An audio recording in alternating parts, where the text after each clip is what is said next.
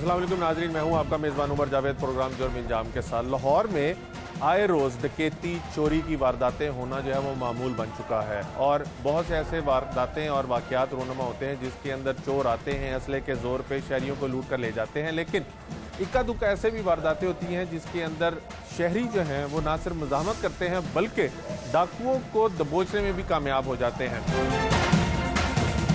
बहुत सा हल्का जो है हमारे मुआशरे का वो इसको हमाकत समझता है कि जब डाकू आपके साथ वारदात कर रहे हो तो हर केस भी उनके साथ मज़ाहमत नहीं करनी चाहिए और उनको मोबाइल फ़ोन नकदी जो भी वो लूटने की कोशिश करें वो दे देना चाहिए। जबकि एक बहुत बड़ा हल्का है वो कहता है कि हमारी मेहनत से हक हलाल की कमाई जो है वो हम हरगिज़ नहीं जाने देंगे। हाल ही में एक वाक़या कान्हे के इलाके में पेश आया जिसकी CCTV भी मंजर आम पे आई, जहाँ पर एक शख्स मोटरसाइकिल पे आके रुकता है, दो डाकू पीछे से आते हैं, असले के जोर पर उसको लूटने की कोशिश करते हैं।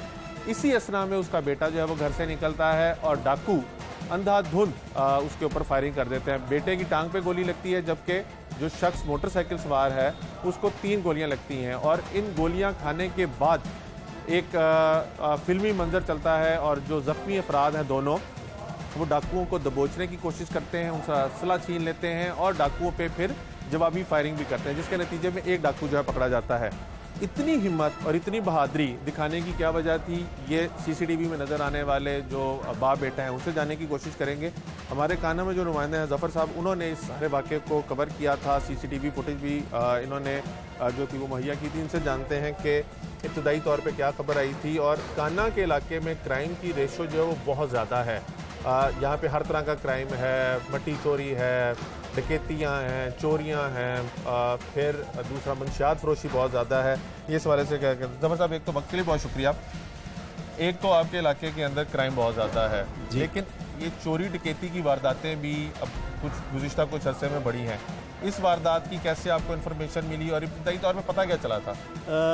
उमर भाई, ऐसा है कि ये इसी माह की 9 तारीख का वाक़या, तकरीबन कोई दोपहर का टाइम था। इतला मिली कि कान्हे के इलाके शालीमार टाउन में एक शख्स जो कि कैश लेके बैंक से घर अभी पहुंचा ही था, मोटरसाइकिल पर घर के बाहर पहुंचा ही था, तो 2 डाकू उसका पीछा करते उसके पीछे आए। जैसे ही वो मोटरसाइकिल पे अभी घर के बाहर खड़ा ही होने लगा था तो डाकुओं ने उसे पैसे मांगे, मज़ामत हुई, जिसके बाद उसका बेटा बाहर निकलता है तो डाकू पहले उस पर फायरिंग करते हैं।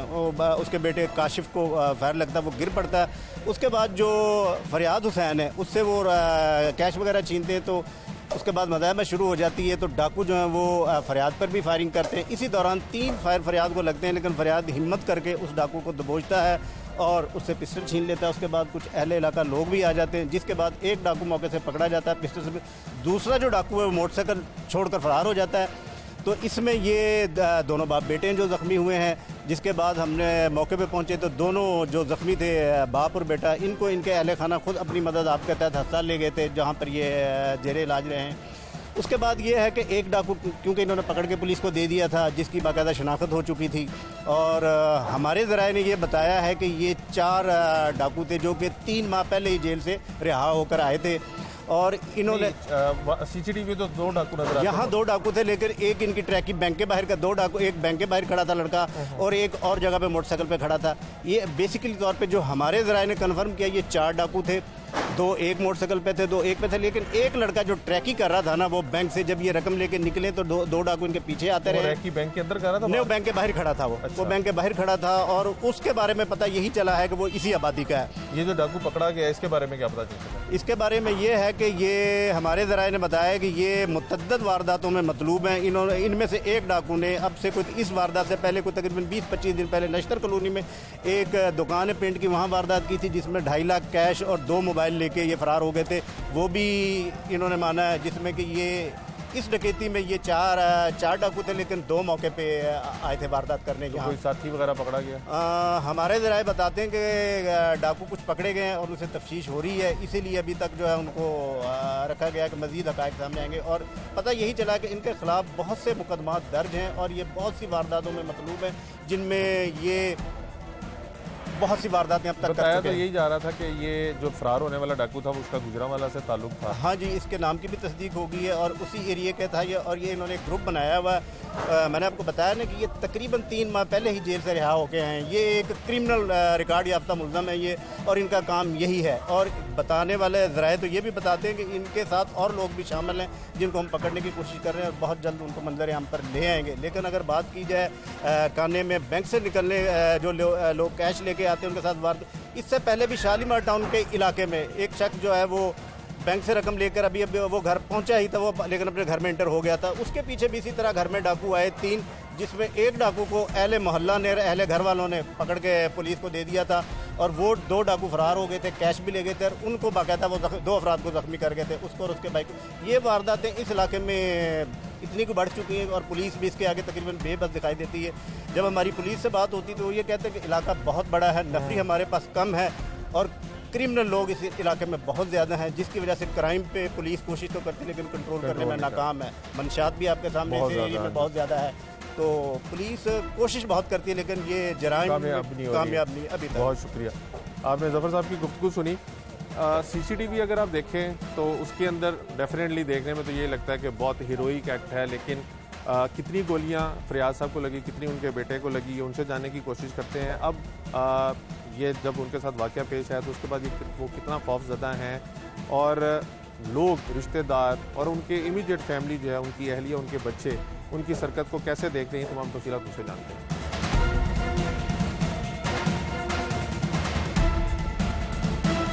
लाहौर पुलिस की जानिब से दावे जो हैं वो बुलंदोबांग किए जाते हैं कि शहरियों के जानो माल के तहफ़्फ़ुज़ के लिए तमाम इक़दाम उठाए जा रहे हैं और शहर में अमन व अमान की फ़िज़ा को कायम करने के लिए पीरू, डॉल्फिन और थाने की पुलिस जो है उसको भी इस्तेमाल किया जा रहा है। लेकिन बढ़ती हुई वारदातें जो हैं वो पुलिस के जो दावे हैं उनकी कलई खोल रही हैं।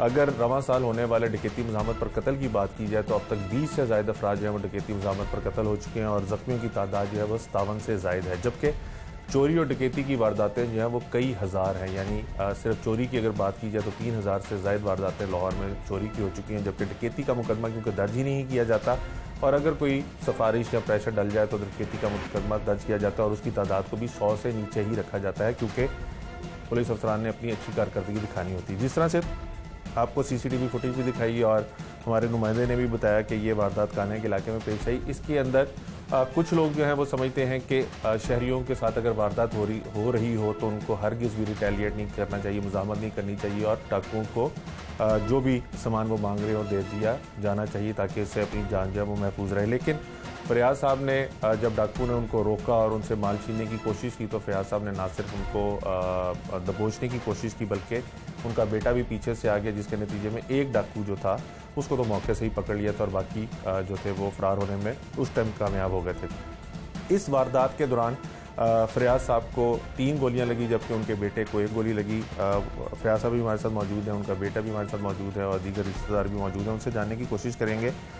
काने के अंदर क्राइम वैसे भी बहुत ज़्यादा है। लाहौर का सबसे बड़ा थानों में से एक थाना है जहाँ पे क्राइम के हवाले से जो मुकदमात हैं वो शादरा और काना और निश्तर में बहुत ज़्यादा क्राइम रिकॉर्ड जो किया जाता है और ये इनका जो एरिया है थाने का वो भी जुरिडिक्शन भी बहुत बड़ी है, जिसकी वजह से पुलिस जो है वो नाकाम दिखाई देती है वारदातों में। तो इन्होंने कैसे इतनी हिम्मत की कि डाकू को खुद से पकड़ने की कोशिश की, ज़ख्मी होने के बावजूद भी ना सिर्फ उसका पीछा किया बल्कि उसको पकड़ दबोच भी लिया, जबकि एक साथी जो था वो फरार हो गया। मोटरसाइकिल भी यहाँ पे छोड़ गए थे। फरियाद साहब से जानते। फरियाद साहब, एक तो उम्मीद करते हैं कि आपकी सेहत भी जो है वो अब ठीक होगी। कितनी गोलियाँ लगी फरियाद साहब?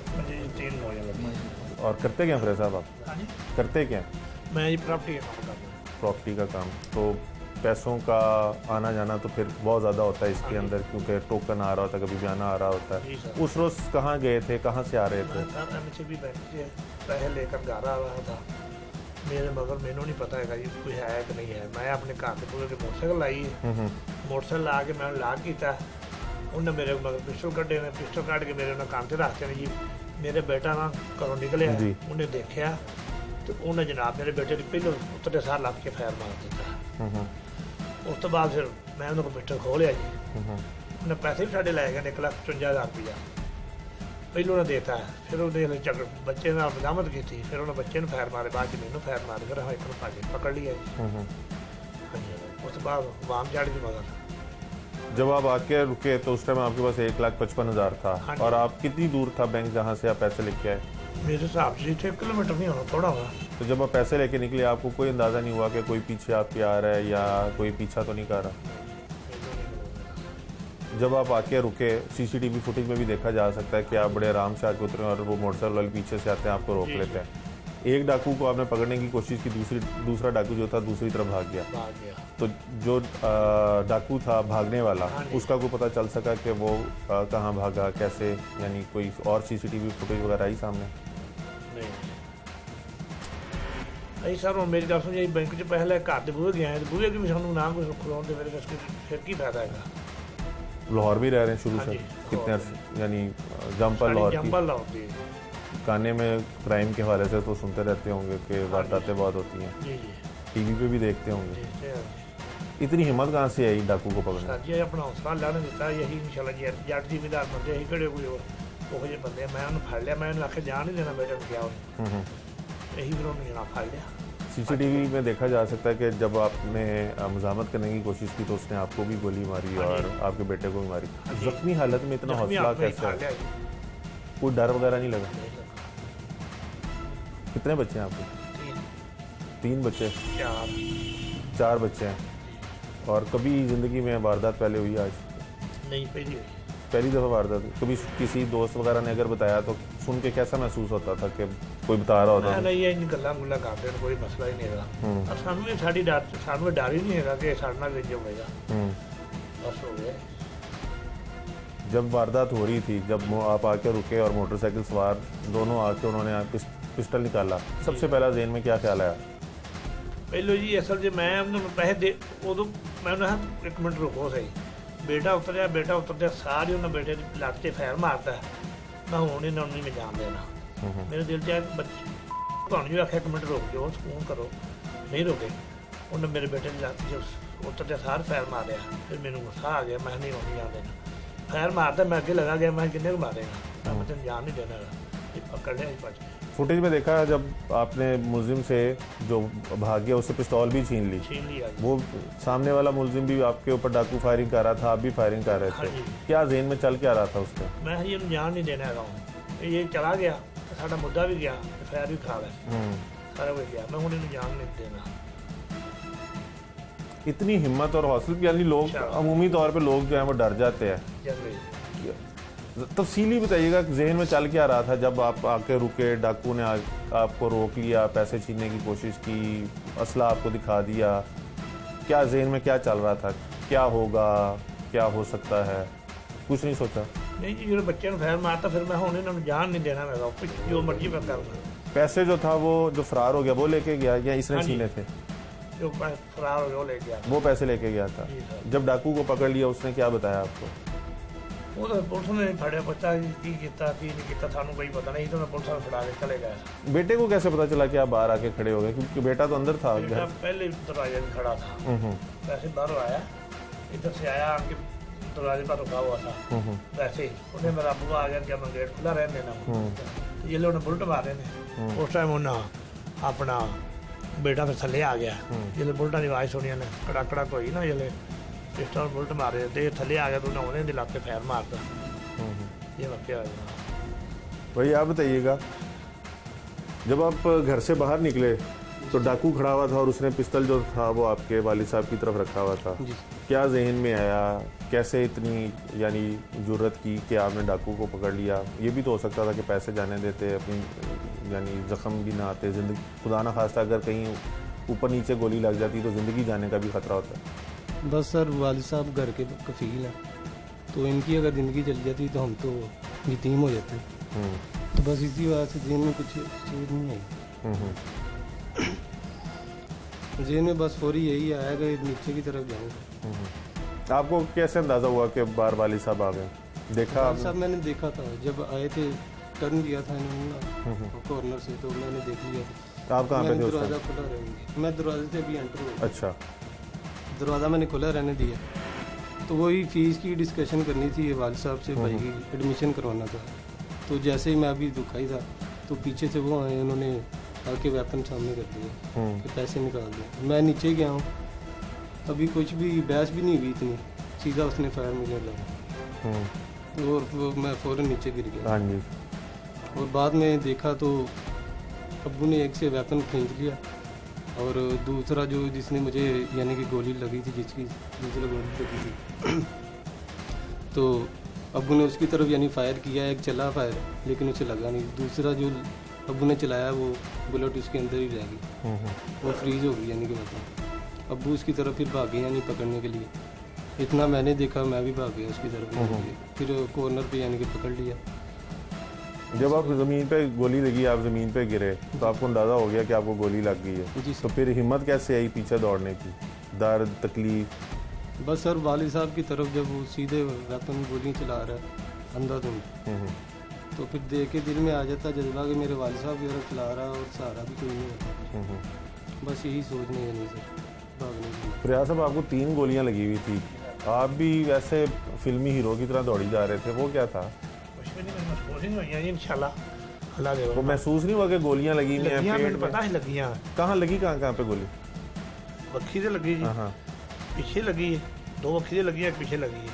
मैं ये तैयार कर रहे में जाने नहीं देना है। सुल्तान रही की कोई मूवी वगैरह फिल्में देखते रहे? देखते रहते हैं। वो ये ज़हन में वो तो नहीं आया कि सुल्तान रही कि वो ऐसे सामने से डाकू आ गया? हाँ जी, क्या ज़हन में क्या आया? हाँ जी होई सी मैं ये कुछ ਹੁੰਦਾ ਗੋਲੀ ਨੂੰ ਕੀ ਹੋਣਾ। मैं गोलियां ਵੱਜੀਆਂ ਤੋਂ ਨਹੀਂ ਭੱਜਿਆ ਫਿਰਿਆ, कुछ भी नहीं होया, अल्लाह ने करम करता, अल्लाह ने बचाता। ਉਹਨਾਂ ਦਾ ਆਪਦੀ ਕਾਤਲ ਮਾਰ जब गोलियां लगी आपको, जी सर। आपको पता चल गया कि गोलियां लग गई हाँ हैं, जी। सामने डाकू फिर भी आप पे गोलियां चलाया जा रहा है, आपने भी उस सुल्तान रही की तरह पिस्तौल पकड़ा हुआ, उसको ललकार भी रहे हैं, हाँ मारी जी। जा रहे हैं, वो था क्या? फिर दौड़े भी उसके पीछे, कितनी दूर जाके पकड़ा उसे? वो सामने जी तकरीबन 20-25 करना याद कर लिया। वो कौन सा हीरो कौन सा अच्छा लगता है वैसे फिल्मों में? सुल्तान राय जी। सुल्तान रही अच्छा, इसलिए सुल्तान रही साहब की तरह आप दौड़ रहे थे। जी सर। जब ये सारा वाकया हो गया, डाकू पकड़ा गया, उसके बाद अहले खाना ने, रिश्तेदारों ने तनकीद का निशाना बनाया या उन्होंने आपकी बहादुरी को कहा कि जो बड़े बहादुर हैं? बाबरी ने ही बड़ी बात की। क्या कहा आपकी अहलिया ने, क्या कहा बच्चों बाकी ने क्या कहा? वो तो नहीं। बोली होंगी भाभी तो काफ़ी। हाँ जी, उन्हें कहा ठीक जो होना ही हो गया, उनकी मगरों पिछताना जो काम होना ही हो गया। सानू मेन काम साਡਾ टारगेट जी चोर फड़ना, चोर फड़ लिया अगो उन्होंने जो लोग सेहत वगैरह पता करने आते हैं वो क्या कहते हैं? उन्होंने जी बहुत अच्छा किया। हाँ जी। जब पुलिस को डाकू पकड़ के दिया, पुलिस ने कोई क्या पुलिस की तरफ से उसने क्या? सानू ਤਾਂ ਪੁੱਛਿਆ ਹੀ ਨਹੀਂ ਹੈਗਾ ਜੀ ਕਿ ਤੁਸੀਂ ਹੈਗੇ ਜੀ ਕਿ ਜਿੰਦਾ ਜੇ, ਪਰ ਸਾਡੇ ਕੋਲ ਤਾਂ ਗਏ ਨਹੀਂ। ਇੱਕ ਦਿਨ ਇੱਕ ਗਿਆ ਬਿਆਨ ਲੈਣ ਜੀ, ਉਸ ਤੋਂ ਬਾਅਦ ਨਵੀਂ ਬਖਸ਼ ਬਾਟ ਨੇ ਸਾਨੂੰ ਥੋੜੀ ਹੌਸਲਾ ਅਫਜ਼ਾਈ ਦਿੱਤੀ ਹੈ, ਬਾਕੀ ਜੀ ਕਿਸੇ ਦਾ ਹਾਲ ਹੀ ਕੋਈ ਨਹੀਂ ਹੈਗਾ। नहीं, नबी बख्श भट्ट तो सीए ही है, मैं तो थाने वाले हाँ जी, SHO और इंचार्ज इन्वेस्टिगेशन कोई नहीं आया। ਨਵੀਂ ਬਖਸ਼ ਬਾਟ ਸਾਡੇ ਕੋਲ ਆਇਆ ਵੀ, ਉਹਨੇ ਸਾਨੂੰ ਬੁਲਾਇਆ ਵੀ ਹੈਗਾ। ਉਹਨੇ ਸਾਨੂੰ ਹੌਸਲਾ ਅਫਜ਼ਾਈ ਦਿੱਤੀ, ਅੱਲਾ ਖੈਰ ਕਰੇਗਾ, ਤੁਹਾਡੇ ਮੁਜਰਮ ਲੱਭਣੇ ਗਏ। ਪਰ ਥਾਣੇ ਵਾਲਾ ਸਾਨੂੰ ਅੱਜ ਤੱਕ ਆ ਕੇ ਪੁੱਛਿਆ ਹੀ ਨਹੀਂ ਹੈਗਾ ਤੁਸੀਂ ਹੈਗੇ ਜੀ ਕਿ ਮਰ ਗਏ ਜੀ कि नहीं हैगे। इस रवैये पे क्या कहेंगे कि एक तो आपने डाकू भी पकड़ दिया जो आइंदा भी वारदातें कर सकता था, और जिस तरह के वो डाकू थे कि बिला खौफ खतर वो फायरिंग कर देते थे, हाँ जी, आपने एक मुआशरे के नासूर को पकड़ के दे दिया, कोई किसी सीनियर अफसर ने कोई रब्ता नहीं आपसे किया। नहीं पूछा इस ही नहीं, रवैये पे क्या कहेंगे? कुछ भी नहीं, किसी ने पूछा ही नहीं रहा। अब क्या कितना खौफ लगता है जब खड़े होते हैं, कोई मोटरसाइकिल आती है, बाहर जाते हैं बच्चों के लिए, क्या? हाँ जी, खौफ नहीं की पर डाकू ही आ गए, डर तो होना होता है ना, डर ही जाना। कोई भी चीज़ आए बैल भी देने रही जाने, पहले वेख के दरवाजा खोले कि पहले डाकू ही ना हो। तो अब सुल्तान रही याद नहीं आता? नहीं जी वो नहीं, वैसे मैं ना फिर भी कैमरा लगाया ना घर में, कैमरे शैमरे लगाए? हाँ जी। वारदात के बाद क्या इंतजाम किए आपने? जी सर, यानी आइंदा पैसे लेने जाते हैं, सारा क्या सोचा? ਅਸੀਂ ਹੁਣ ਜੀ ਪੈਸੇ ਹੀ ਕੋਈ ਬੈਂਕ 'ਚ ਰੱਖਣੇ ਨਹੀਂ करने, दफा करो ही आपकी उस जिंदगी जो गा पैन लगे हैं। आपको क्या लगता है कि कोई आएगा करो ले जाएगा ना, ये तो बैंक से तो जाके दे बैंक से तो सेफ्टी कहाँ दी, ये बैंक जो दुकान बाहर निकल के फैन मार देते थे, मारते हो। बैंक से तो सैकड़ों लोग पैसे लेके निकलते हाँ हैं। जी, आपका जहन क्या कहता है, डाकू को कैसे पता चला कि आपके पास रकम है? डाकू भी उन्होंने जी बंदा होगा अंदर, उन्हें वेखे ही होना मैंने जी, फिर उन्होंने पता लगा जी। ये दो ही मोटरसाइकिल, एक मोटरसाइकिल पे 2 ही डाकू थे या इनके और भी कोई साथी आपको लगता है जो रैकी करते रहे आपकी? जी ये सुनिया जी 2 मोटरसाइकिल 2 बंदे सन, 4 बंदे मोटरसाइकिल ਦੇ ਸਨ, ਸਾਡੇ ਮਗਰ 2 ਆਏ ਨੇ, ਇੱਕ ਬੰਦਾ ਇਹਨਾਂ ਦਾ ਬੈਂਕ 'ਚ ਜਿਵੇਂ ਹਾਂ ਐਸਟੀਮੇਸ਼ਨ ਲਈ ਹੈ ਜੀ, ਸਾਨੂੰ ਪਤਾ ਲੱਗਾ ਹੈ 5 ਬੰਦੇ हैं। 5 बंदे थे। जी तो सर। इसका मतलब है कि बैंक से ये फिर आपके पीछे है? जी सर, से ये भाई हैं आपके? जी बड़ा भाई। हाँ जी। भाई की इसके ऊपर क्या कहते हैं, बहादुरी की है या गलती की है? ਭਾਈ ਇਸ ਤੋਂ ਵੱਡੀ ਜਦੋਂ ਫਾਇਰ ਖਾਲ ਤੇ ਫਾਇਰ ਖਾ ਕੇ ਬੰਦਾ ਬੰਦੇ ਨੂੰ ਫੜਦਾ ਤੇ ਉਸ ਤੋਂ ਵੱਡੀ ਬਹਾਦਰੀ ਦੁਨੀਆ ਤੇ ਕੋਈ ਨਹੀਂ। ਅੱਜ ਤੱਕ ਅਸੀਂ ਕੋਈ ਬੰਦਾ ਨਹੀਂ ਵੇਖਿਆ ਕਿ ਜਿਹੜਾ ਬੰਦਾ ਫਾਇਰ ਖਾ ਕੇ ਮਗਰ ਭੱਜੇ। ਇਹ ਬੇਟਾ ਇਹਨੇ ਵੀ ਬੜੀ ਹਿੰਮਤ ਕੀਤੀ, ਭਾਈ ਵੀ ਬੜੀ ਹਿੰਮਤ ਕੀਤੀ, ਫਾਇਰ ਖਾ ਕੇ ਆਮੋ ਸਾਹਮਣੇ ਫਾਇਰ ਕਰ ਮਾਰ ਲੈਣਾ ਨਾ ਤੇ ਜਾ ਕੇ ਬੰਦਾ ਠਾਣਾ। लेकिन अगर खुदा ना खास्ता कोई बड़ा नुकसान हो जाता फिर? ਦੇਖੋ ਜਿਹੜਾ ਹੋਣਾ ਸੀ ਉਹਦਾ ਹੋ ਗਿਆ। ਜਦੋਂ ਬੱਚੇ ਨੂੰ ਇਹਨਾਂ ਮਾਰ ਦਿੱਤਾ, ਉਹਨਾਂ ਦਾ ਮਾਰ ਦਿੱਤਾ ਵਧੀਆ ਨੇ ਬੱਚੇ ਨੂੰ। ਹੁਣ ਜਿੰਨੇ ਇੱਕ ਬੱਚੇ ਨੂੰ ਫਾਇਰ ਲੱਗ ਗਿਆ, 3 ਬਾਈ ਨੂੰ ਲੱਗੇ ਨੇ। ਇਸ ਤੋਂ ਅੱਗੇ ਕਿਹੜੀ ਗੱਲ? ਫਾਇਰ ਤਾਂ ਇੱਕ ਵੀ ਬੜਾ ਕਾਫੀ ਹੁੰਦਾ ਜਦੋਂ ਇੰਨੇ ਫਾਇਰ ਲੱਗ ਗਏ ਨੇ। ਤੇ ਜੇ ਚੀਜ਼ ਹੈ ਕਿ ਉਹਦਾ ਉਹਨਾਂ ਦੀ ਕਿਸਮਤ ਚੰਗੀ, ਮੇਰਾ ਪਿੱਛੇ ਘਰ ਹੈ। अच्छा ਤੇ ਜਦੋਂ ਮੈਂ ਇਹਨੂੰ ਮਾਰ ਦੇਣਾ ਸੀ, ਮੈਨੂੰ ਦਿਖਾਣ ਦਾ ਉੱਤੇ ਮੇਰੇ ਪੁਲਿਸ ਆ ਗਈ। ਮੈਂ ਉਹਨੂੰ ਚੈਂਬਰ 'ਚ ਗੋਲੀ ਚੜਾ ਕੇ मैं लगा मार, मैंने मार दे रखने का। आपको कैसे पता चला वारदात का के बारे में कि ऐसे मेरा वारदात? दोस्त ਸੀ ਮੇਰੇ ਭਾਈ ਨੇ ਕਿਤੇ ਇੱਥੇ ਹੈਗਾ ਸੀ ਫੇਰੀ ਵਾਲਾ ਮੁੰਡਾ, ਉਹਨੇ ਫੋਨ ਕਰਾਇਆ। ਜਿਹੜੇ ਫੋਨ ਕਰਾਇਆ ਤੇ ਮੈਂ ਫਿਰ ਉਧਰੋਂ ਆਇਆ। ਮੈਂ ਆਣ ਕੇ ਭਾਈ ਨੂੰ ਚੁੱਕ ਕੇ ਲੈ ਕੇ ਹਸਪਤਾਲ ਗਿਆ। सही। ਤੇ ਜੋ ਉਸ ਦਿਨ ਦਾ ਕਿਸੇ ਬੰਦੇ ਨੇ ਆਣ ਕੇ ਮੁਲਾਜ਼ਮ ਨੇ ਪੁੱਛਿਆ ਵੀ ਕੀ ਹੋਇਆ ਜੇ ਕੀ ਨਹੀਂ ਹੋਇਆ। ਹੁੰਦਾ ਹੈ ਨਾ ਵੀ ਇੱਕ ਵਾਰਾ ਵੀ ਆਇਆ ਹੁਣ ਨਹੀਂ ਆਇਆ। ਤੇ ਚੀਜ਼ ਹੈ ਕਿ ਆਪਣੀ ਹਿੰਮਤ ਦੇ ਜਿਹੜਾ ਕੰਮ ਕੀਤਾ। ਆਏ ਰੋਜ਼ ਅਸੀਂ ਸੁਣਨੇ ਆ ਵਾਰਦਾਤਾਂ ਦਾ, ਤੇ ਜਦੋਂ ਵਾਰਦਾਤ ਕਿਸੇ ਨਾਲ ਸੁਣੀ ਦੀ ਹੈ ਤੇ ਕਹਿੰਦੇ ਚਲੋ ਜੀ ਅੱਲਾ ਉਹਦੇ ਲਈ ਬਿਹਤਰ ਕਰੇ। ਜਦੋਂ ਆਪਣੇ ਘਰ ਇੰਜ ਵਾਰਦਾਤ ਹੋਈ, ਬੰਦਾ ਜ਼ਖਮੀ ਵੀ, 2 ਯਾਨੀ ਭਤੀਜਾ ਵੀ ਤੁਹਾਡਾ ਜ਼ਖਮੀ ਹੋ ਗਿਆ, ਭਰਾ ਵੀ ਜ਼ਖਮੀ ਹੋ ਗਏ, ਕੀ ਕਹਿੰਦੇ ਹੋ ਇਸ ਹਵਾਲੇ ਨਾਲ? ਭਾਈ ਅਸੀਂ ਤਾਂ ਇਹਨਾਂ ਕੋਲ ਪਰੇਸ਼ਾਨ ਹੋ ਗਏ ਸਾਂ ਕਿ ਸਾਨੂੰ ਸੋਝ ਬੋਝੀ ਕੋਣੀ ਆਈ ਕਿ ਜਦੋਂ ਮੈਂ ਵੇਖਿਆ ਬਰਾਮਦ ਵੀ ਹੋ ਕੀ ਗਿਆ ਸਾਡੇ ਘਰ। ਸਹੀ। ਜਦੋਂ ਸਾਰੇ ਖੂਨ ਦੇ ਵਿੱਚ ਲੱਥ-ਬੱਥ ਹੋਏ, ਉਹ ਗੱਡੀ ਨੂੰ ਫੋਨ ਕੀਤਾ, ਭਾਈ ਸਾਡਾ ਉਹ ਨਹੀਂ ਆਈ। ਮੈਂ ਇਹਨੂੰ ਗੱਡੀ 'ਚ ਪਾਉ ਤਾਂ ਆਪਣੇ ਹਸਪਤਾਲ ਲੱਗ ਦਿੱਤਾ। ਨਾ ਕੋਈ ਪੁਲਿਸ ਵਾਲਾ ਨਾਲ ਟੁਰਿਆ, ਕੋਈ ਬੰਦਾ ਨਹੀਂ। ਅਸੀਂ ਫਿਰ ਆਪ ਹੀ ਗਏ। पुलिस कितने टाइम बाद पहुंच गई थी ਇੱਥੇ? ਪੁਲਿਸ ਆਈ ਕੋਈ ਅੱਧੇ ਘੰਟੇ ਬਾਅਦ ਆਈ। ਉਦੋਂ ਤੱਕ ਜਿਹੜਾ ਡਾਕੂ ਸੀ ਤੁਹਾਡੇ ਕੋਲ ਇੱਥੇ ਹੀ ਸੀ, ਹਾਂਜੀ। ਇਲਾਕੇ 'ਚ ਸੀ? ਹਾਂਜੀ ਹਾਂਜੀ। ਉਹਦੇ 'ਚ ਚੀਜ਼ ਹੈ ਕਿ ਦਲੇਰੀ ਆਟੋਮੈਟਿਕ ਹੋ ਗਈ ਕਿ ਬੱਚੇ ਨੂੰ ਫਾਇਰ ਵੱਜ ਗਿਆ, ਵਾਲਦ ਨੂੰ ਵੱਜ ਗਿਆ। ਤੇ ਫਿਰ ਇਹ ਸੀ ਕਿ ਇਹਨਾਂ ਫਾਇਰਾਂ ਤੋਂ ਅੱਗੇ ਕੋਈ ਗੱਲ ਰਹੀ ਕੋਈ ਨਹੀਂ ਸੀ ਗਈ। ਤੇ ਨਾਲੇ ਅਸੀਂ ਪਿੰਡਾਂ ਦੇ ਲੋਕ ਰਹਿਣ ਵਾਲੇ ਸਾਂ ਜੀ। ਤੇ ਇਹਨਾਂ ਕੰਮਾਂ ਤੋਂ ਸਾਨੂੰ ਇਹ ਸੀ ਕਿ ਐਡੀ ਟੈਨਸ਼ਨ ਨਹੀਂ ਵੀ ਸੀ ਲਈ। ਫਾਇਰ ਵੱਜ ਗਏ ਨੇ, ਜਿਹੜੇ ਵੱਜ ਗਏ ਨੇ ਫਿਰ ਬੰਦੇ ਨੂੰ ਦਟਾਓ। ਜੇ ਮੁੱਦਾ ਹੀ ਨਿਕਲ ਗਿਆ ਤੇ ਮਗਰੋਂ ਅਸੀਂ ਕਿਹਨੂੰ ਕਹਿੰਦੀ ਮਾਂ ਨੂੰ ਮਾਸੀ ਆਉਂਦੇ, ਕਿਹਨੇ ਸਾਨੂੰ ਦੱਸਣਾ ਕਿੱਧਰੋਂ ਇਹਨੇ आना।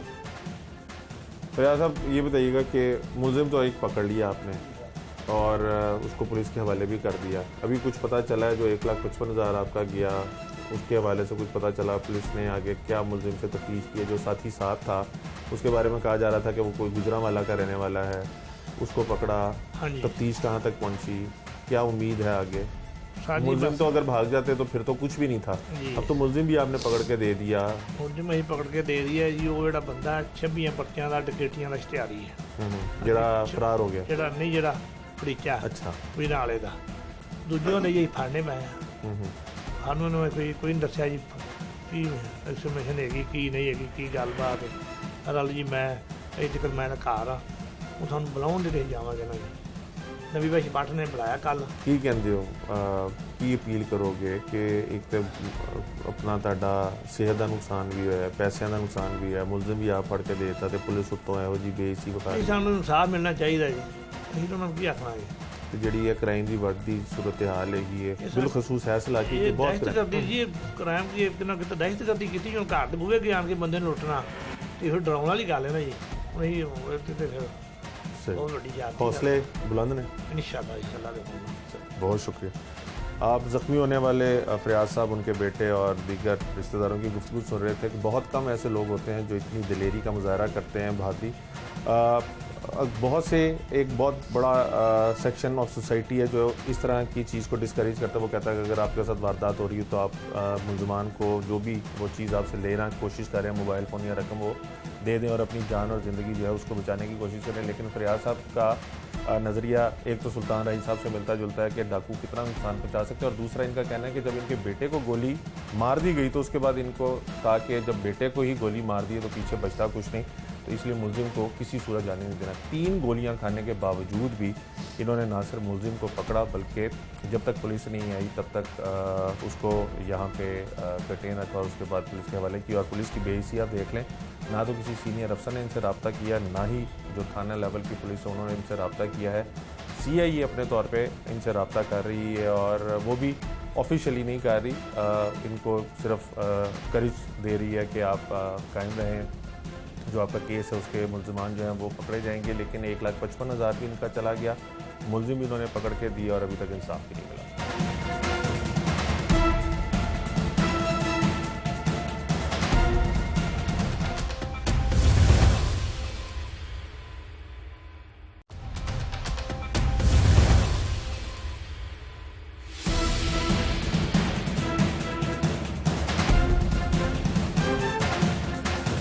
माहिर कानून ताहिर मलिक साहब हमारे साथ मौजूद हैं, इनसे जानने की कोशिश करेंगे कि जिस तरह से मुद्दई भी बता रहे हैं कि मुलजिम जो उन्होंने खुद पकड़ के पुलिस को दिया वो पहले से रिकॉर्ड याफ्ता है और मुतअद्दिद वारदातों में ना सिर्फ पुलिस को मतलूब था बल्कि हाल ही में वो जेल से रिहा होकर बाहर भी आया था।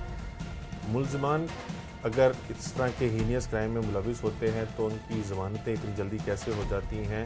ऐसे मुलजमान जो हैबिचुअल हो गए होते हैं उनको जो वो नक्स अमन पैदा कर रहे होते हैं, शहरियों की जानो माल के लिए नुकसान का सबब बन रहे होते हैं, इनको किस तरह से कानूनी दायरा कार में ला के मैक्सिमम सज़ा दिलवाई जा सकती है? इन कानूनी नुकात के ऊपर ताहिर साहब से जानते हैं। ताहिर साहब, एक तो वक्त के लिए बहुत शुक्रिया। Thank you very much. अमूमी राय हमारे यहाँ पे ये पाई जाती है कि अगर एक मुलजिम ने कोई वारदात की है और उसके अंदर वो पकड़ा जाता है उसको सज़ा होगी और वो जो मैक्सिमम पेनल्टी है वो काट के बाहर आएगा। लेकिन हमारे देखा जाता है कि मुलजिम को सज़ा होती है, वो जेल जाता है और उसके कुछ ही अर्से के बाद वो बाहर आ जाता है। कहाँ पे सुकम होता है जिसकी वजह से मुलजमान की ज़मानत जो है वो जल्दी हो जाती है? देखिए, ज़मानत होना और किसी भी मुलजिम का सज़ा याफ्ता होना ये दो डिफरेंट चीज़ें हैं। आम लोग ये समझते हैं कि अगर कोई शख्स बदज़मानत रहा हो गया तो वो उसको उस मुकदमे से निकाल दिया गया, तो ऐसा नहीं है कि वो उस मुकदमे से निकल जाता है। एक्चुअल जो तफ्तीश है या इन्वेस्टिगेशन है उसका मतलब है कलेक्शन ऑफ एविडेंस। पुलिस का काम यह है कि वो एविडेंस कलेक्ट करे और उसको जज साहब के सामने रखे। अब अगर सिर्फ नकाइस की बात की जाए तो नकाइस कलेक्शन ऑफ एविडेंस में होता है। अगर हम अप्रोप्रिएट एविडेंस ही कलेक्ट नहीं करते हैं, अगर हम जाए वकूआ से शवाहिद को इकट्ठा ही नहीं करते, हम मटेरियल एविडेंस को कलेक्ट नहीं करते हैं और फिर कोर्ट से एक्सपेक्ट करें या जुडिशल सिस्टम से एक्सपेक्ट करें कि वो इसको फौरी तौर पर इसको सज़ा दे दे, तो ऐसा मुमकिन नहीं है। तो एक्चुअल हमारा मैकेनिज़्म और हमारे मुल्क के वसाइल ही शायद इस वक्त इस काबिल नहीं है कि वो एविडेंस कलेक्ट कर सकें। जिस केस के ऊपर आज हम प्रोग्राम करेंगे इसमें देखा जाए तो एक मोटरसाइकिल सवार जो है वो अपने घर के बाहर रकम लेके बैंक से निकलता है, आज पहुँचता है, साथ ही पीछे से 2 डकैत आते हैं, उनके साथ रिटेलिएशन होती है, एक को वो पकड़ लेते हैं, एक फरार हो जाता है। लेकिन जो पकड़ा जाता है वो भी 2 बंदों को जख्मी कर देता है, यानी जो मुद्दई है उसको 3 गोलियां लगती हैं, उसके बेटे को 1 गोली लगती है। इसके अंदर सर्कमस्टांशियल एविडेंस भी आ गए, वीडियो एविडेंसेस भी आ गए। ऐसे केसेस में मुलजिम को सज़ा दिलवाना कितना आसान है और किस नौयत की सज़ा हो सकती है? देखिए, सज़ा पर तो फिर हम बाद में जाएंगे। सबसे पहले हमने देखना है क्या हमारा IO इतना वेल ट्रेंड है कि वो उस एविडेंस को कलेक्ट कर सके, यानी इसमें अब रिक्वायर्ड क्या होगा। जो स्टैंडर्ड ये होगा कि जो वीडियो रिकॉर्ड हुई है उस वीडियो को ये महफूज करे, इस वीडियो का फोरेंसिक करवाए और इस वीडियो को लेबॉर्ट्री से चेक करवाए, उसकी रिपोर्ट साथ लगाए कि इसके अंदर एडिटिंग नहीं है। क्योंकि जो 164 जो है हमारा कानून शहादत का, वो आर्टिकल 164 अलाउ करता है कि मॉडर्न डिवाइसेस की एविडेंस को आप इस्तेमाल कर सकते हैं, लेकिन अप टू रिक्वायर्ड स्टैंडर्ड ना होने की वजह से मुलजिम उसका बेनिफिट ले जाते हैं। अगर हम इस चाहते हैं कि इस मुकदमे के अंदर परसू हो और इस तरह जो दिन दहाड़े जो डकैती है वो उसको रोका जाए, तो इस वक्त की डिमांड ये है कि उसको up to required standard evidence को महफूज किया जाए। तो वो वीडियो एविडेंस होता है ये अदालतों में यानी कितनी इसको उस केस को तकवीर मिलती है वीडियो एविडेंस की? देखिए, वीडियो एविडेंस बिल्कुल काबिल ख्याल शहादत है, लेकिन अगर उसका फोरेंसिक हुआ हो, उसको बनाने वाला पेश हुआ हो। अब हम अक्सर ऐसा होता है कि हमने किसी का कैमरा इस्तेमाल कर लिया, किसी ट्रेसपासर, किसी घर का साथ वाले घर का कैमरा यूज़ हुआ जो उसने अपनी सिक्योरिटी के लिए लगाया था, तो उसका बयानी रिकॉर्ड नहीं होता। अब लेटर ऑन जब मुलजिम को मौका मिलता है उसमें आके अपने आप को, तो वो ये कहता है जी जिस ऑथर ऑफ द वीडियो जो है उसको प्रोड्यूस नहीं किया गया। इस चीज़ का फिर वो फ़ायदा अदालतें मुलजमान को देती हैं। तो इसलिए इस स्टेज पे काम करने की ज़रूरत है कि जहाँ एविडेंस कलेक्ट हो रही है हम औरल एविडेंस से निकल के मॉडर्न दौर के मुताबिक मटीरियल एविडेंस को महफूज करना सीखें। अच्छा मलिक साहब, ये भी फरमाइएगा, अगर एक मुलजिम उसका बैक ट्रैक जो है वो खासा गंदा हो, यानी डकैती के पर्चे भी उसके ऊपर, डकैती मज़ामत के भी हों, चोरी के और दीगर वारदातें भी हों, और ऐसे मुलजिम को जब अदालत में पेश किया जाता है किसी केस के अंदर, तो जो हमारे मोअज़्ज़िज़ जज साहिबान बैठे होते हैं, क्या वो इस चीज़ को देखते हैं कि मुलजिम कितना हैबिचुअल है क्रिमिनल एक्ट्स के हवाले से, तो उसको उसके अंदर सज़ा जो है वो मैक्सिमम मिलने के कुछ चांसेस होते हैं, या सिर्फ उसी केस को देखा जाता है जो होता है? जैसे इसके अंदर प्ली ये ली जा रही है मुद्दइयों की जानिब से कि जी देखें इसका बैक रिकॉर्ड इतना है, हमने इसको पकड़ के दे दिया और पुलिस तफ्तीश अच्छी नहीं कर रही, तो जब ये केस अदालत में जाएगा तो कितनी तकवीत मिलती है उसके बैक रिकॉर्ड की वजह से सज़ा दिलवाने में? देखिए, सज़ा दिलवाना और वक्ती तौर पर उसको ज़मानत पर रहा करवाना, ये दो मुख्तलिफ बातें हैं। जब ज़मानत की बात आती है तो वो कोर्ट पर्टिकुलरली उस केस को देखती है, ना सिर्फ उस केस को देखती है बल्कि उस मुलज़म के रोल को देखती है कि अगर 4 बंदे किसी जुर्म में शामिल हैं तो इसको वाइकेरियस लायबिलिटी हमारी ज़ुबान में कहते हैं कि आप साथ वाले के ज़िम्मेदार नहीं हैं। अगर आप मेरे फायर से बंदा मरा है तो मैं उसका ज़िम्मेदार हूँ, अगर आप वहाँ ललकारे के लिए खड़े हैं तो आपको उसके लिए वो ज़मानत की हद तक ये चीज़ें सारी देखी जाती हैं। लेकिन जब सज़ा या जज़ा का मामला आता है तो प्रीवियस कंडक्ट और जो प्रीवियस पनिशमेंट्स हैं वो रेलिवेंट होती हैं, उसको देखा जाता है डेफिनेटली। लेकिन अनफॉर्चुनेट बात यह है कि सज़ाओं तक हमारे मामला जाते ही नहीं। इस केस को आप कैसे देखें? मैं इसमें इसी तरह ही जैसे ऑर्डिनरी पहले हो रहा है हमारे साथ कि आज इसका एक हाइप क्रिएट हुआ है और सारे लोग इस पर तवज्जो दे रहे हैं, लेकिन जो रूट काज है हमारी उसको एड्रेस नहीं किया गया कि हमारी किसी भी क्रिमिनल जो ऑफेंस है उसके शेड्यूल में ये नहीं लिखा कि इसका ट्रायल कितनी देर में कंक्लूड होगा। ये बहुत बड़ा सीरियस लैक होना है कि अगर जिस तरह ये लिख दिया गया कि अगर मैं ट्रेस पास करूँगा तो उसकी 7 साल सज़ा है, तो उसी शेड्यूल में ये भी लिखा होना चाहिए कि इसका ट्रायल 8 मंथ में ख़त्म हो। तो ये जो लेजिस्लेशन का फॉल्ट है नंबर 1 कि लेजिस्लेशन जो है उसको सीरियसली इसको लेना चाहिए, और स्पेशली इसको ऐड कर देना इसके अंदर 392 या 95 और 94। अब 92 डकैती इसमें जो है जो अगर कुछ शख्स गन पॉइंट पर कोई चीज़ छीनता है, बंदे 5 हो जाए 95 हो जाता है, अगर इंजर्ड करे तो 394 है, जिस तरह के इस केस में नज़र आ रहा है कि 394 लगी हुई। अब अगर वो इस तरह की सिचुएशन को ऐड करके लेजिस्लेशन का काम है कि उसको लिमिट कर दे कि विदिन 3 मंथ इसको आप इसका ट्रायल करें। अब हकीकी बात यह है कि ऐसे चलान ही नहीं आते अदालतों को। आप 2-2 साल आप यहाँ पे वो चलान पेश नहीं होता, जब पेश होता है तो एविडेंस साथ नहीं होती, मुलज़म बाहर आ जाता है, वो रिपीट करता है। तो अल्टीमेटली ये एड्रेस करने की ज़रूरत है कि कलेक्शन ऑफ एविडेंस का निज़ाम हमारा बेहतरीन हो। बहुत शुक्रिया। हमारे कानून ताहिर मलिक साहब हमारे साथ मौजूद थे, उन्होंने अपनी माहिराना राय भी दी और उनका साथ साथ ये भी कहना है कि जिस तरह से सज़ा के बारे में लिखा गया हुआ है, अगर इस केस ट्रायल को कंप्लीटेशन का टाइम भी साथ दे दिया जाए तो ज़्यादा आसानी हो जाएगी। और साथ ही साथ पुलिस की जानिब से हर शख्स यही कहता है कि पुलिस की जानिब से अदम तवज्जो की वजह से केसेस जो वो वीक हो जाते हैं, जिसका फ़ायदा अल्टीमेटली मुलज़मान को होता है। और ताहिर साहब ने भी इस तरफ रोशनी डाली कि अगर कलेक्शन ऑफ एविडेंस हो जाती है, जिस तरह इसके अंदर CCTV फुटेज है उसका फ्रांजिक करवाया जाए, उसकी रिपोर्ट साथ लब की जाए, तो कोई वजह नहीं है कि मुलज़मान को सज़ा दिलवाई जा सके। लेकिन पुलिस की जानिब से अदम तवज्जो की वजह से मुलज़मान जो है उसका फ़ायदा लेते हैं और अल्टीमेटली जो ग्रीव्ड फैमिली होती है वो इंसाफ की मुतलाशी ही रह जाती है।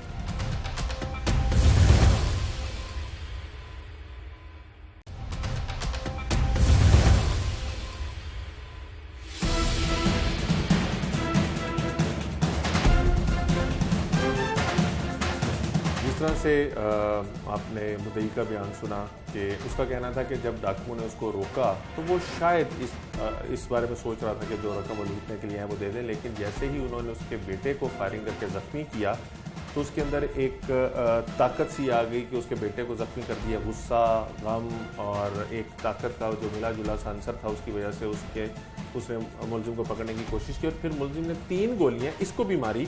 लेकिन इन तमाम के बावजूद, ज़ख्मी होने के बावजूद, दोनों बाप बेटा ने डाकू को दबोच लिया और उसको फिर पुलिस के हवाले कर दिया। ये जो इतना एक हीरोइक एक्ट किया है उन्होंने, इसको हीरोइज़म कहेंगे या ये कोई हमाकत है?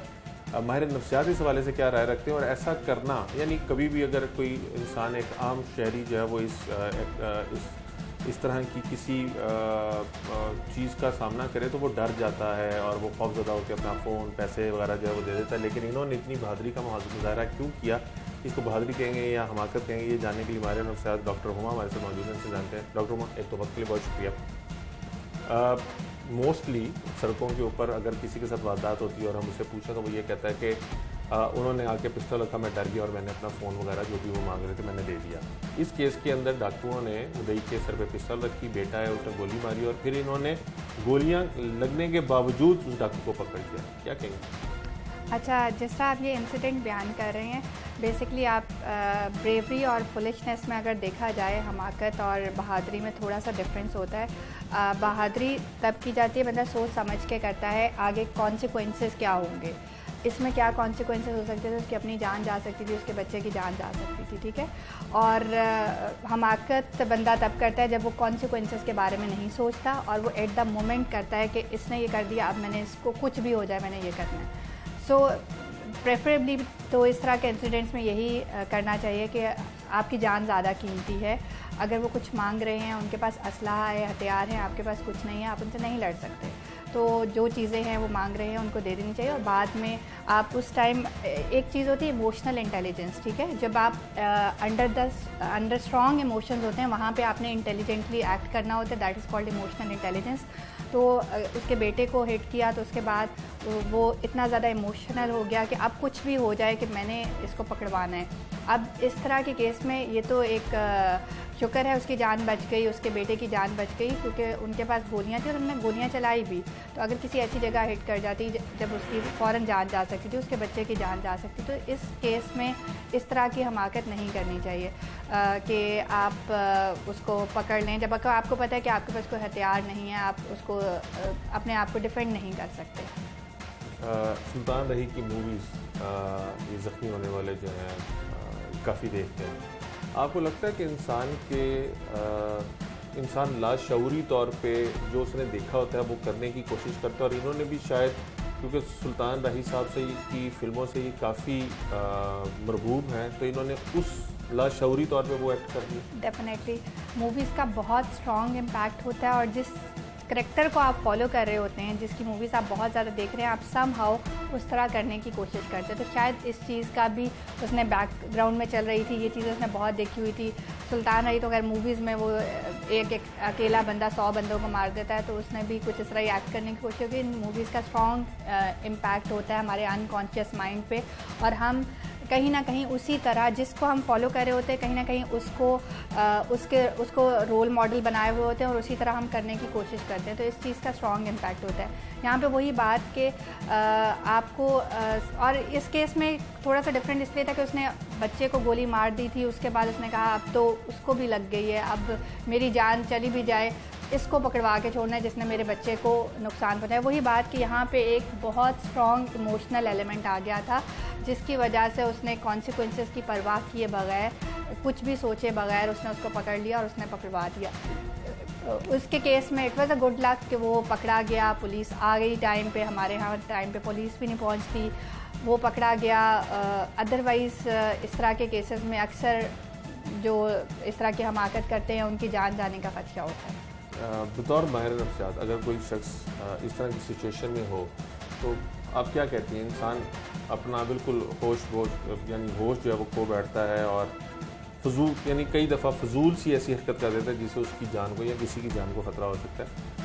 कैसे अपने नर्व्स को कंट्रोल भी किया जाए और उस सिचुएशन को टैकल भी किया जाए? यहाँ पे मैंने वही बताया कि यहाँ पे इमोशनल इंटेलिजेंस बहुत रोल प्ले करती है।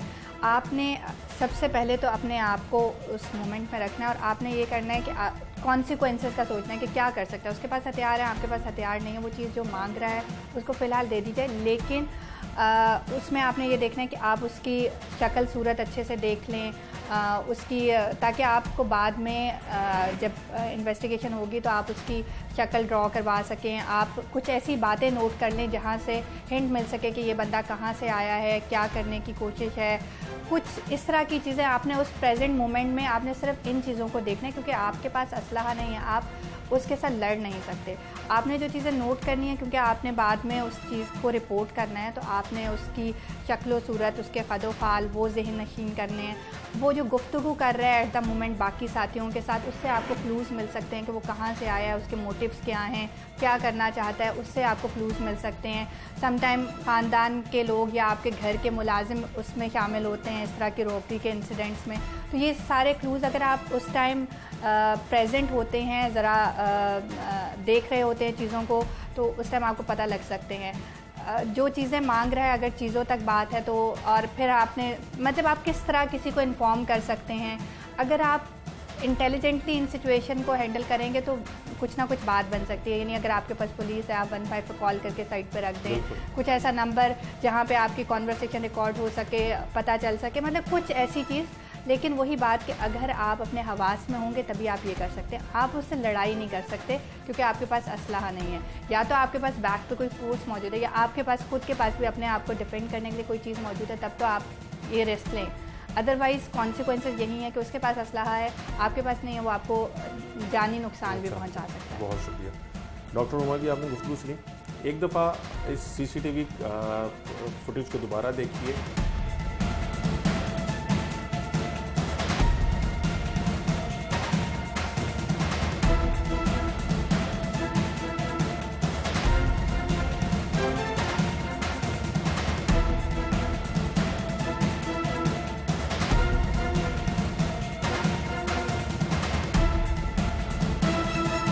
आपने ये चंद सेकंड का CCTV क्लिप देखा। इसके अंदर आप देखें कि जब उनका बेटा जैसे ही रैंप से, यानी घर की रैंप से नीचे उतरता है तो डाकू उसकी तरफ असलहा करके फायर करता है, जो उसकी टांग में लगता है, वो ज़मीन पे गिर जाता है। और इसी असना में जो मुद्दई हैं, मुद्दई मुकदमा हैं, उनके अंदर एकदम एक मुनफरिद सी कुव्वत आती है और वो डाकू को दबोचने की कोशिश करते हैं। इस में ना सिर्फ वो उसका दूसरे डाकू का असला छीनने में कामयाब हो जाते हैं, लेकिन जो पहला डाकू होता है वो इनके ऊपर गोलियां भी बरसाता है। 3 गोलियां इनको लगी। इन्होंने भी डाकू को गोली मारने की कोशिश की जो छीना हुआ असला था, लेकिन पहली गोली मिस हो गई, दूसरी गोली जो थी वो चैम्बर में फंस गई और उसके बाद वो इसकी तरफ लपकते हैं और गली के कोने पे जाके इसको पकड़ लेते हैं। जैसे डॉक्टर हुमा ने कहा, अगर जब ये स्ट्रेट फायरिंग हो रही थी, डाकू की कोई गोली इनके किसी ऐसे बॉडी पार्ट पर लग जाती जो फेटल हो सकती थी तो उसके अंदर इनकी जान भी जा सकती थी। और अगर डाकू इसी तरह इनके बेटे के ऊपर फायरिंग कर देता तो कोई गोली भी फेटल हो सकती थी। ये खुश नसीबी है, खुशकिस्मती है कि 3 गोलियां इनको लगी, 1 गोली इनके बेटे को लगी और फिर अल्लाह ने इनकी ज़िंदगी रखी हुई थी, दोनों बच गए। ऐसे मौके पर डॉक्टर साहब ने कहा कि अवॉइड करें सिचुएशन को। अगर डाकू कुछ मांग रहे हैं तो आप उनको दे दें। बहादुरी और हमाकत के अंदर बहुत बारीक सा फ़र्क है, उसको समझने की कोशिश है। लोग इस फुटेज को देख के शायद ये कह रहे हों कि इन्होंने बहादुरी की है, लेकिन ये ज़रा सी बहादुरी दिखाने की जो कोशिश थी, ये एक बहुत बड़ी ज़िंदगी के रोग में भी बदल सकती थी। एक डाकू पकड़ा गया है, बाकी डाकुओं को पकड़ने की कोशिश है वो जारी है और पुलिस का कहना है कि वो अभी इस बारे में कोई गुफ्तगू नहीं कर सकते। जब तमाम डाकू पकड़े जाएंगे, उनकी गिरफ्तारियाँ डाल दी जाएंगी तो उसके बाद वो इस पोजीशन में होंगे कि कुछ बता सकें। आज के प्रोग्राम से टीम जुर्म इंजाम और अपने मेज़बान उमर जावेद को इजाज़त दीजिए। अगले प्रोग्राम में मुलाकात होगी। अल्लाह ने